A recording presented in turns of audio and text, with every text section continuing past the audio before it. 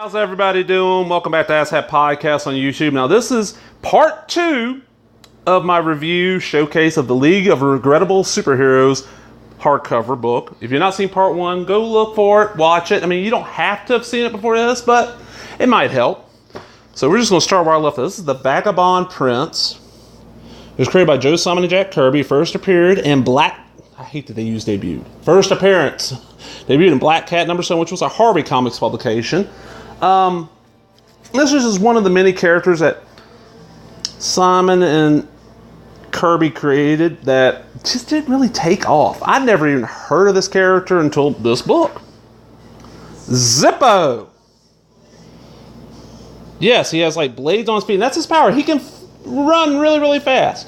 First appeared and debuted, Clue Comics #1 by Hillman Publication, created by Terrence Rice. I like this performance. 40 miles per gallon on the highway, 28 miles per gallon city. Alright, well hell, I should have ended the first video a couple pages later, but we're in the Silver Age now. This is considered a start in 1950 and end in 1969. Now, I will disagree with that a little bit. I think, to me, there's a break. There's always a little time period between the Golden and Silver Age of comics that's not part of either. Which is, to me, is when the EC stuff took off and all that. But gives us a little background on the history of the Silver Age. And then we start going. We have B-Man, created by Otto Binder and Bill Drought. First appeared in Double Dare Adventures #1 from Harvey Comics 1966. And this is basically just a superhero with B-based powers. You also got Magic Master. Harvey had a lot of hero stuff that just, like, they've done nothing with it. Black Hawk. The new look Black Hawks is the one I'm talking about. Okay, I actually own a Golden Age issue of Modern Comics, which had started off as Military Comics where the Black Hawks first appeared. And they were a team of different aviators, all of them from different countries who teamed up to fight crime. And they originally started as a World War II era book. So they're fighting the Nazis and the Japanese and the Italians and, you know, everybody else we fought in World War II. And then DC decided in 1967 with Black Hawk Volume 1, number 228 to revamp them.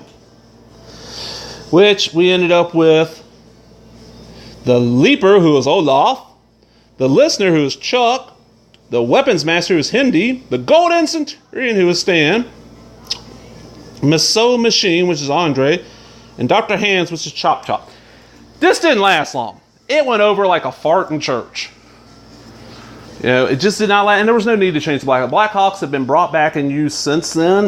There was a really good Black Hawk 4-issue prestige format miniseries by Howard Chaykin that's just well done. What I've read of the old Black Hawk stuff is and the Black Hawks are one that, as I mentioned in the previous video about this book here, their old stuff's public domain, so you can go download them and read them guilt-free and for free. Brain Boy from Dell Comics. Well, in the 60s, when you know the Silver Age was booming and superhero comics were popular again, because after the Golden Age, superhero comics went down in sales and stuff like Westerns and all that went up. Dell, who at the time was known for publishing like Disney comics and stuff for kids, decided to create their own superheroes, and Brain Boy was one of them. And honestly, I've read a handful of these different Dell heroes from the time. The best thing about any of them is the covers. Dell always had really cool covers. I mean, look at this. Nice painted artwork on the covers, but yeah. One of Joe Simon's wackiest creations. This character first appeared in Brother Power the Geek #1, which has a cover date of October 1968. And it's Brother Power the Geek. It's a mannequin dummy who some hippies to get out of the rain break into this old abandoned, I think it's like a clothes factory, and end up putting some clothing on this dummy. The dummy comes alive and becomes Brother Power the Geek. He only appeared, as far as I know back then, there was only like 2 issues. And then the character just kind of disappeared until being revamped. When DC created their Vertigo line of comics, he had a one-shot there, and it's appeared since then. Matter of fact, Brother Power the Geek might have a title out right now. Just so, one of those very much of its time creations. Buona Beast. Now I'm pretty sure this is Buona Beast's first appearance. Yes, it is. This is Showcase 66. That's Buona Beast right there. And he was a guy who lived down in Africa. He was a adventurer, safari kind of person, and had the powers of the animals. Well, character didn't do a lot with it back in the day. Kind of got forgotten. Then when Grant Morrison did his revamping of Animal Man, and that first story in Buona Beast showed back up, and now his power is he could take animals and merge them into one. He ended up dying and had a successor called Freedom Beast, I think his name. It was a man of the term I'm supposed to use is African American, but his character was not from America. So I'm going to use the word black. I'm sorry if that offends you. When I was growing up, that's what African Americans were called, were black folks. But it was a black character who took over as Freedom Beast. This is the unknown Captain Marvel kind of. The first Captain Marvel, of course, was Shazam. The one that most people know, if they don't know Shazam, is there was a Marvel from Marvel Comics who then died and got replaced by who's the character who's now known as, I can't think of the name of stuff, Monica Rambeau. The African American superhero was part of the Avengers, and now Carol Danvers, who was Miss Marvel, is Captain Marvel. But this one came out between when Fawcett quit publishing Shazam Captain Marvel and before Marvel started their series. And this is from MF Enterprises. And all he was an android who could say a certain word and his arms and legs would fly off. That's it. Only made a few appearances, kind of unknown. I think if he'd been named anything besides Captain Marvel, he'd be completely forgotten now. Never seen an issue of this comic anywhere. Captain Science. Now, I love this. This is a very EC looking cover, the way it's laid out and everything. The little Captain Science thing on the side. Very, very EC. Now, who did this? Youthful Magazines, 1950. Nothing else I can tell you about Captain Science because I know nothing about them. And it's been a while since I've read this book. More great art. Look at that. Got a woman tied up there. Got some headlights. If you want to know, that was the term comic artists used back in the day for breast. Put the headlights out there, boys. Like I said, very easy. These covers are just so easy. So. Vampires, Truth or Fiction. Kong Gorilla. This is another one of DC's adventurous safari type people who was it Africa? By some reckoning, Kong Gorilla, that is, his human alter ego, Congo Bill, is one of the oldest characters in American comics. The Jungle Adventure debuted in 1940 and had a recurring backup feature in a handful of DC comic titles, including the long-running Sin Action comics alongside Superman.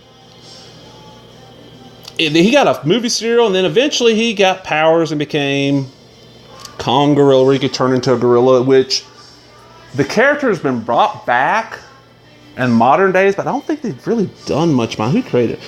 Whitney Ellsworth, and George Papp for Congo Bill, and then Robert Brenneman and Howard Sherman for Kong Gorilla. Dial H for Hero. Oh, as a kid, this is one of my favorite titles. Dial H for Hero, real simple premise. This kid, where's his name? Damn it. Robbie Reed finds this dial in, I think it was in his attic. I don't remember. Been a little while since I read, but I have all these. DC, when they're still doing the DC Showcase Presents black and white reprint collections of old stuff, they did one that included all the Dial H for Heroes. Okay, first period in House of Mystery, but this little when he dial hero on it, he'd become a superhero. Each time with different powers that lasted for a certain amount of time. And it was just a fun little thing. And what was neat about it was, now I was reading this in the late 70s, early 80s when they brought the character back in, I think it was the Superboy comic, and you could send in heroes you created yourself, and they would use them in the comic. And this is kind of how, through the Dial H for Heroes series, is how DC brought Plastic Man back. Plastic Man owned by Quality. Pretty sure, yeah, it was Quality. When they went under, DC kind of got the rights and didn't use Plastic Man. Well, then in an issue of Dial H for Hero, or an appearance, I don't remember his own series or not at the time, Robbie Reed turned into Plastic Man. And this premise has been brought back multiple times, usually fairly well. Oh, another one of these Dell. Ooh. Well, in 1966, Dracula #2, issue 1 was an adaptation of the film by Don Siegel and Tony Talacoro. It's Dracula. Well, in the 60s, there was the monster boom. All the Universal classics have been put back on TV and syndication package. They're becoming popular, so Dell thought, okay, superheroes are hot. these classic monsters, let's make them all into superheroes. You had a Frankenstein one, you had a werewolf one, you had Dracula. They fucking sucked. I'd heard how bad they were and wanted to read these so bad because I'm a huge, horror nut. I'm a huge superhero nut. Couldn't find the issues for years, and when I would find them, they were wanting like way more than I'm willing to pay. Well, thankfully, we live in the modern era now, and there's this thing called comic scans, and somebody had scanned issues of Dracula, Frankenstein, Wolfman, and posted them online for people to download. I downloaded them, read one issue each, and deleted them. It's just horrible, horrible stuff. Let's see, we get some more artwork. And his powers was, he had vampire powers, but he didn't have to drink blood, if I'm remembering right. The Fab Four from Dell Comics, Superheroes #1 is our first appearance, and this is them. And basically it's another one of those Dell trying to get in on the superhero game, and by calling them the Fab Four, hey, might get the kids to think they're the Beatles. Another one, never heard about them till this book. Fat Man, the Human Flying Saucer. Now this was a Lightning Comics publication.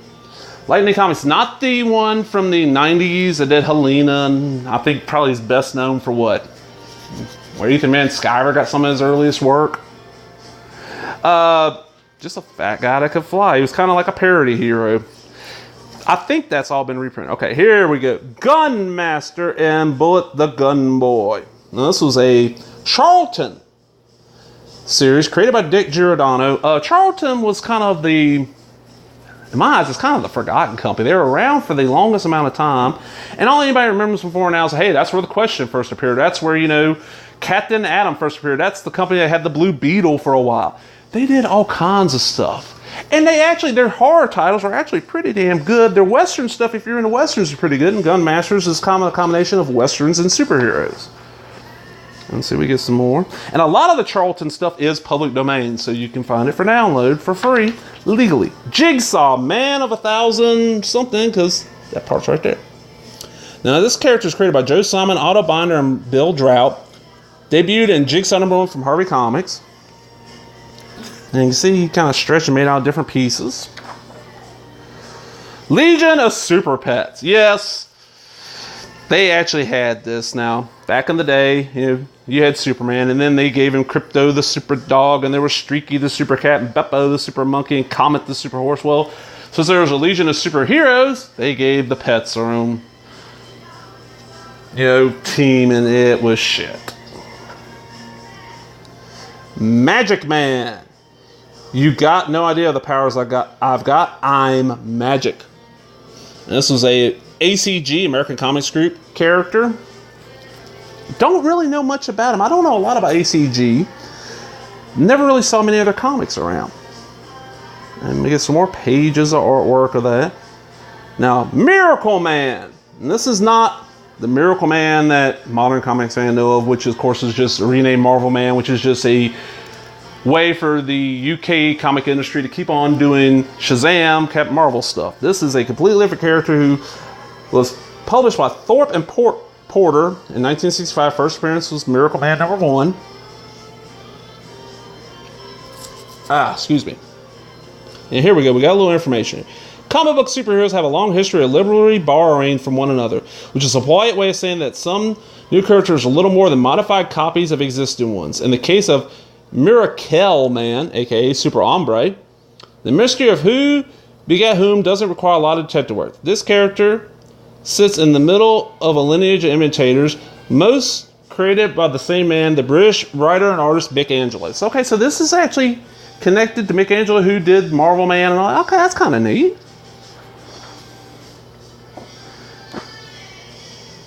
El Faso Super Hombre. Miracles Inc. Now this was another Hardy series. Wallywood created them. We've got a private club with unique personalities. We have no purpose and no goal to achieve. This is kind of, it feels like, from what I'm reading, it was kind of like a Fantastic Four style ripoff, but you got Wallywood, who's just a great artist. Mr. Muscles. Now, this was another Charlton series created by Jerry Siegel and kind of a Superman-ish ripoff, but hey, Charlton did a lot of that. Nature Boy. Woo! Not Ric Flair, not Buddy Lindell, not Paul Lee, not Scoot Andrews. Jerry Siegel and John Buscema. Ah, that's kind of neat. And he debuted in Nature Boy #3, Charlton Comics. That's another thing, is that back in the day, most comics didn't start with issue #1. I'll get into that one time, eventually. Let's see what we got next. Nemesis. This is a ACG character. And Nemesis was a character who died and came back from the dead. Been used, I think has appeared since then. The Peacemaker actually had this issue. I remember this cover. Great cover. This is modern comics. But Peacemaker first appeared as Joe Gill and Pat Boyette created him. And debuted in Fighting 5, #40 from Charlton. Peacemaker was another one of these war heroes, but he tried to solve things peacefully. He is still around. Still in the DC universe as far as I know. And I remember Charlton did reprints of a lot of their older stuff as modern comics. I remember having this issue because the cover caught my eye. Pow Girl. Whoop. Pow Girl is an Archie's creation by Jerry Siegel and Paul Reinman. Don't know much about Pow Girl. This is one of those I never heard of before this. The Sentinels. This is a Charlton creation by Gary Friedrich and Sam Granger. And you can tell it's kind of inspired by the popularity of the 60s Batman show. Spy-Man. This is Joe Simon and Jim Steranko created him. He first appeared in Spider-Man #1 from Harvey Comics in the mid-60s. And it was just another Joe Simon creating a superhero trying his best to recapture the magic of Superman. And sadly, it just, not Superman. Capture the magic of the other stuff Simon created but did not own the rights to. Ultra, the Multi-Alien, created by Dave Wood and Lee Ellis, first appeared in Mystery Comics #3. And there's Ultra. And you see Ultra's got... He got hit by a bunch of different rays and absorbed abilities, all these different alien races. Was one of those that just kind of got forgotten when DC went almost all superhero. And the last time I remember Ultra even appearing, and I'm sure he's appeared since then, was in the JLA The Nail series. He appears in that, of all places. And it's another one of those that I wouldn't have known about Ultra besides Who's Who. All right, now we're in the modern, we're in the modern day, which is 1970 to present. I would argue that, no, there's been a couple ages since then, but hey, I didn't write the book. We're getting more and more characters I know. Okay, 3D Man, created by Roy Thomas and Jim Craig. First appearance was Marvel Premiere #35 from April 1977, and it was kind of a retro character. Roy Thomas loves the old Golden Age stuff, was trying to create a hero from that era, but set in modern days, and 3D was kind of getting big again, so you got 3D Man. He's appeared since then. His powers have been passed on to other characters. I remember as a kid finding a 3D Man appearing in some comic around the time of the 80s, early 80s 3D movie boom, and being just, oh my God, this is going to be amazing, and it wasn't. AAU Superstar. My supernatural powers tell me there's trouble afoot. It happened more in the Golden Age, but when you got in the 70s, 80s, you had a companies that would do ads that looked like a page of the comics, so the kid would actually read them. And AAU shoes, which I don't remember, they look like, if the stripes, they look like Adidas to me. From 1977, don't know who kept him. Who created him. And just one of those forgotten heroes, of course. Adam X the Extreme. This is not it's a regrettable hero, but not a forgotten one. Created by Fabian Nicieza and Tony Daniel. Debuted in X-Force Annual #2, 1993. Okay. This is right after Image started. Marvel was desperate. All their big name artists had left them for Image, and they were trying their best to come up with anything that would take off big. And since Cable was big, they came up with Adam X External. And his power was, if he has, I'm trying to remember, here we go, I like this here. He's the most 90s superhero ever produced by the House of Ideas, and that's saying a lot.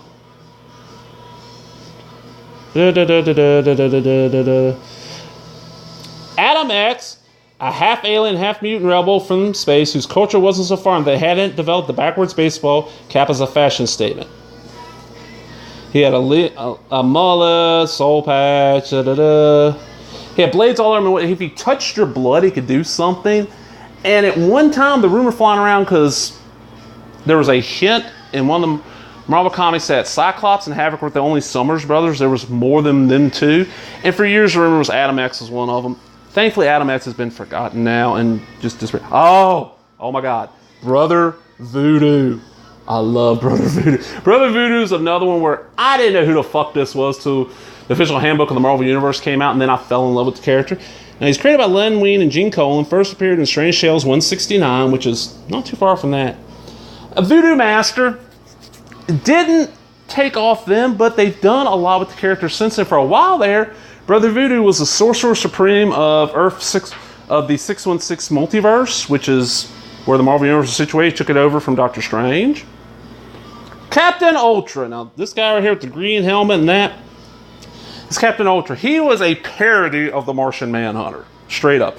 He was created by Roy Thomas, George Perez, and Joe Sennett. First appearance was in Fantastic Four Volume 1, issue 177, so December of 76. He had all these superpowers. He could fly, he was super strong, he was invulnerable, he had basically had every power that Superman and Martian Manhunter had, but his weakness was fire. If you lit a match in front of him, he'd pass out.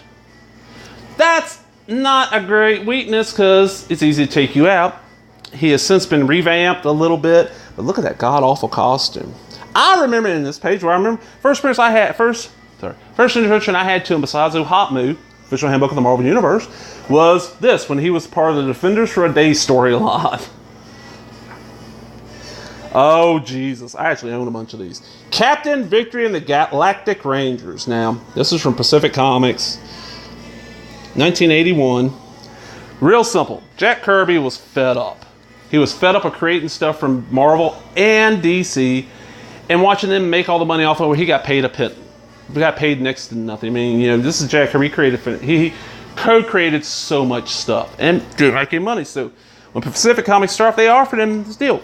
Create your own series. It ended up being Captain Victory and the Galactic Rangers. Obvious Kirby artwork. I own almost a complete run of this series. Have not read it all yet.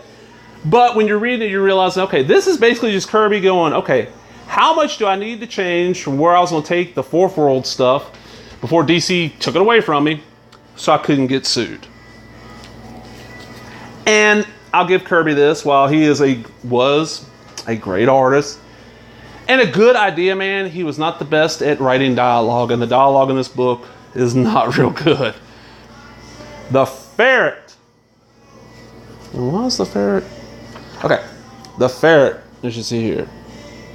Now, I mentioned, and I've referenced this video before, and if you go back and look at my Comics Arena magazine issue 2 showcase, I mentioned the Ferret in there, and I was wondering why they had the Ferret here, because he's a Golden Age character, as you see, created by Unknown, and then Revival is credited to R.A. Jones and Tom Denerick.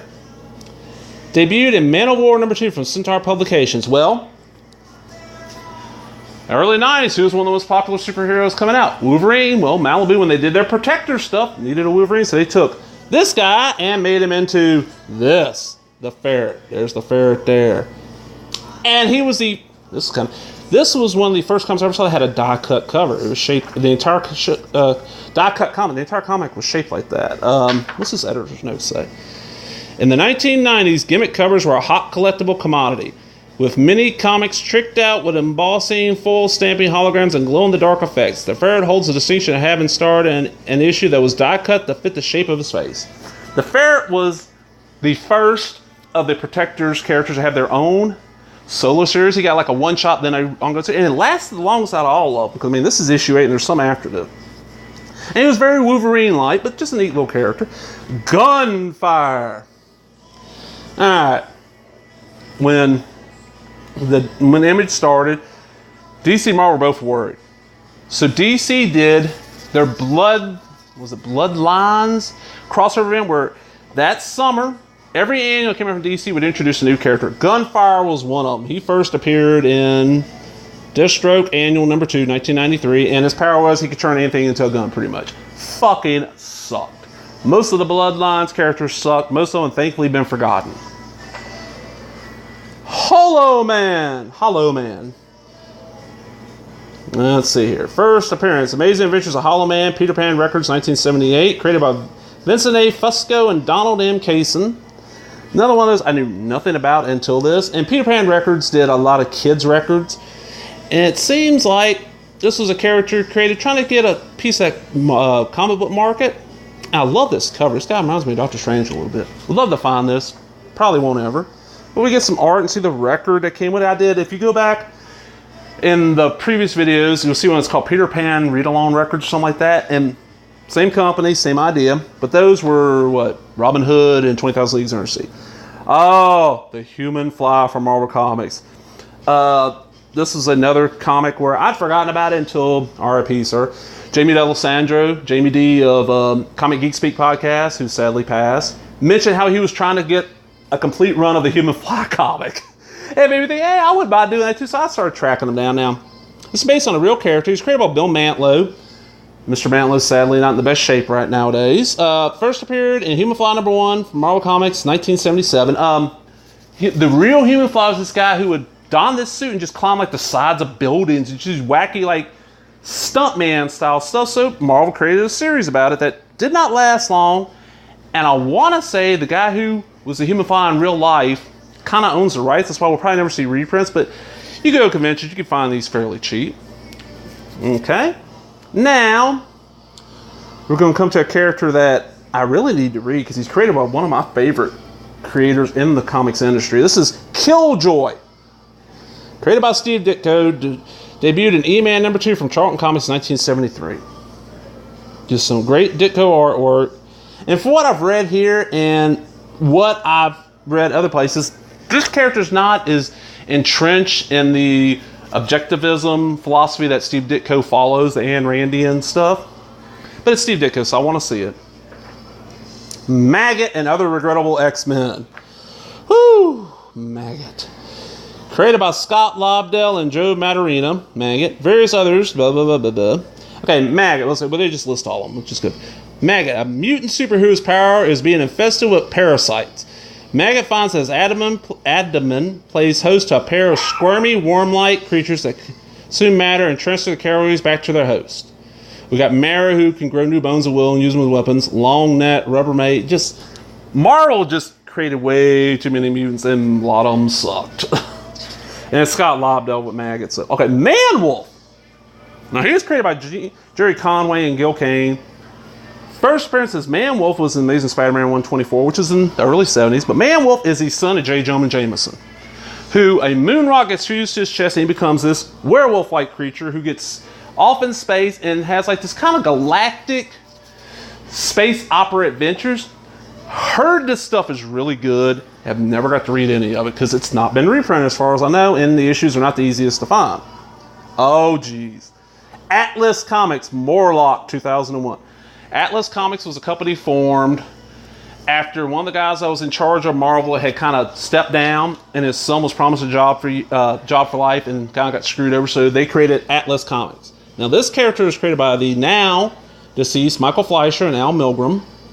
Debuted in Morlock Comic #1 from Atlas Comics. Atlas Comics started out in the mid-70s. Most of their series never made it past 2 or 3 issues. They never came out on time. They supposedly paid really well, but it was an attempt to have a company that could actually compete with DC and Marvel, and it just didn't work.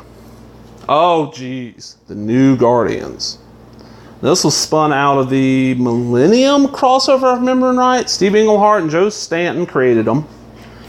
And it was characters besides the Floronic Man right here. Jason Weingart, I think is his real name. It's all new characters. Oh, I forgot Harbinger. All new characters. And basically, the only thing this series is meant for is one of the characters, and it's one of the first characters I know of in mainstream comics that had the HIV virus. And there was a character, a villain, whose power was, if he did cocaine, he got superpowers. Yeah, exactly. NFL Super Pro. Yeah, there was a football-based superhero. Created by Fabian Nicieza and Jose Delbo. First appearance was NFL Super Bowl Special number 1. Really kind of shit. Guy was a football player, gets injured, blah, blah, blah, ends up with a super suit, fights crime. It's mostly known there was one issue that got pulled fairly quick after it came out because it was considered insensitive to Native Americans. I've got a copy of NFL Super number 1 and bleh. Okay. This is one I never... The Outsiders from first issue special number 10, created by Joe Simon and Jerry Grandinetti. It kind of seems like, from reading, it's kind of like an X-Men ripoff, which I don't know why DC did that, because they already had the Doom Patrol. Another Atlas series, Phoenix the Protector. Now, this is known with him, and in most of these Atlas series, after the second issue, there was major changes done. By the third issue, he was just a superhero. Jeff Rovin, who I know because he wrote a bunch of How to Win at Nintendo Games books and a bunch of encyclopedias of various genres of fiction. Appeared in 75. Like I said previously about Atlas, their stuff just wasn't there. Perez, I actually own this issue. This is Perez number 1. He was created by Joe Simon and Jerry Grandinetti. First appearance was Perez, Comics number 1, 1973. And alternate reality, the voting age gets dropped to 18, and you only have 18 to run for president, and the teenagers of America elect Prez Rickards, the first teen president. Neat little series, lasted 4, maybe 5 issues, got forgotten. Prez, I think, appeared one time after that in like a Supergirl comic, and then Neil Gaiman remembered it and brought him back for an issue of Sandman. And then there was a one-shot from Vertigo at the time, and since then, as far as I know, there has been after the DC New 52 reboot, there was a Prez series that got kind of fucked with. It was supposed to be like 8 issues and only 6 got published, something like that. First issue is pretty good of Perez. Need to read the rest. Perez. Need to read, but it's a neat idea. Oh man, Ravage 2099, created by Stan Lee and Paul Ryan. Now, and what year was that? 1998. Well, Marvel was expanding their company, so they decided, why don't we start putting out comics based on what we think the Marvel Universe is going to be like in almost 100 years? Because this was 92, so about 108 years from now. Well, Stan Lee's like, I'm going to create a character. He created Ravage, who was a trash man who fought crime. I've only ever read 1 issue of Ravage. I didn't even know it lasted 19 issues. It was not good. Rom Space Knight, created by Bing McCoy Creatory. The comic was created by Bill Mantlo and Sal Buscema. First appearance was Rom number 1, 1979. Okay, real simple. That's Rom Space Knight. He is from a planet way out in space. He's come to Earth to fight the Dire Race, who are a group of aliens who they can shift their shape to impersonate anybody. When they do that, the person impersonated gets sent to what's called limbo. And Rom, now this was a toy from Parker Brothers, the toy bomb, but the comic was a bigger hit than the toy. The comic was such a big hit. Most of your toy-based comics from Marvel are not in the proper Marvel universe. This and Team America is one of the only other ones I really know of. This was really good. Bill Mantlo is just such an underrated writer. You had Sal Buscema worked on it. Steve Ditko did some work on it. The Dire Race are still around in the Marvel Universe. Rom is still technically around, even though he can't really go by Rom. There is now a Rom series coming out from IDW. But this is one of those that at the time as a kid, I loved it. Everybody else made fun of it. And it got shit on improperly. It's shit on unfairly. So for years, you can find the issues in the cheap bins. I know I got this. I've got almost 2 full runs of Rom. If you like science fiction, this is a good series to read. And it's tied into the proper Marvel Universe, but not so heavily that you need to know anything about the Marvel Universe to read it. Skate Man for Pacific Comics. Oh, Neil Adams, Skate Man. This has been voted one of the worst comics of all time. Real simple.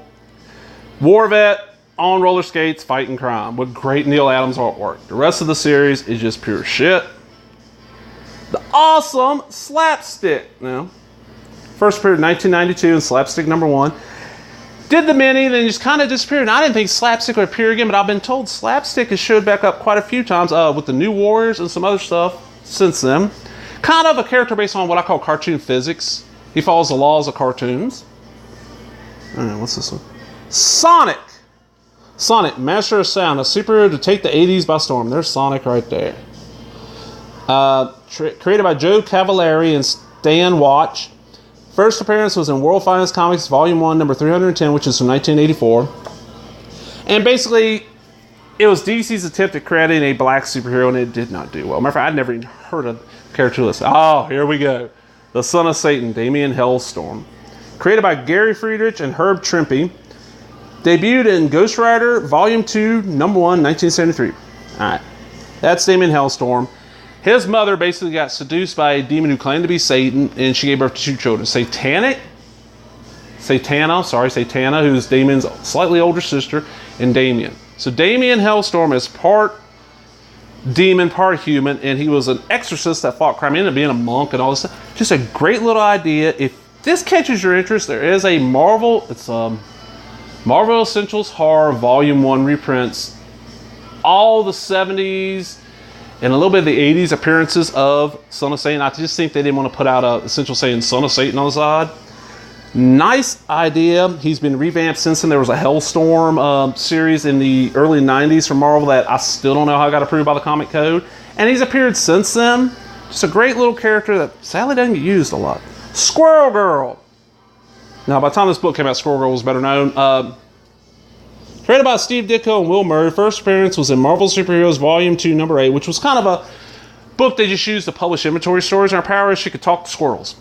But she's now known as she's defeated so many superpower, high-powered villains, and she has almost no powers, and she's supposedly getting her own show. She's going to appear in a show soon. The Straw Man. First appearance, Dead of Night, number 11. Now, this was called the Scarecrow here. This was a character that made a few appearances in Marvel Spotlight. He was tied into this mysterious painting, and then that got stopped, and the story then got resolved in an issue of Marvel 2-in-1. Kind of forgotten. This is not the Scarecrow that fought Batman, of course. We got the Super Sons of Batman and Superman, who created by Bob Haney and Dick Dillon. First appearance was World Finest Comics Volume 1, issue 215 from 1975. Now, I know there's been a Super Son series just recently because I saw a lot of people complaining about being canceled. And it was, like as it says, the son of Batman and son of Superman fighting crime. Charlton Bullseye, Thunder Bunny, created by Martin Grimmin. First appearance of Charlton Bullseye, number 6, 1982. Thunder Bunny, a bunny with powers. I mean, ain't much else to say about it. US1, oh God. None of them toy-based comics. Now, I don't know exactly what toy this was based on. I'm guessing it's probably something from Remco. Created by Al Milgrom and Herb Trimpe. First appearance was US1, number 1 from 1983. All the reason I even remember this comic up until just recently was my cousin was a fan of it. The series didn't last long. And the character's real name was Ulysses something. Well, a friend of mine who lives in the Cleveland area, back before he became huge, got to meet Brian Michael Bendis. And Brian Michael Bendis told him at the time that one of his favorite series from Marvel's in the 80s that he loved was US1. And that story has gotten out, and now I've seen it at cons and at comic shops. And I don't blame them. Comic shops are trying to make money. I understand that. They dug the issues. I think there was 8 or 9, maybe 12 issues of the series. Dug them all out, put them all together in one big thing. Hey, read the series that Brian Michael Bendis loves. He was a superhero truck driver, pretty much. And that's it. We got some acknowledgments and all that, but that's it. I'm sorry this took so long, but I just wanted more people need to know about this book. So if you enjoyed this video and you haven't watched the first one, go watch the first one. If you have, you enjoyed both of them, give me that thumbs up, leave a comment, subscribe, all that other bullshit. Talk to everybody later. Bye-bye.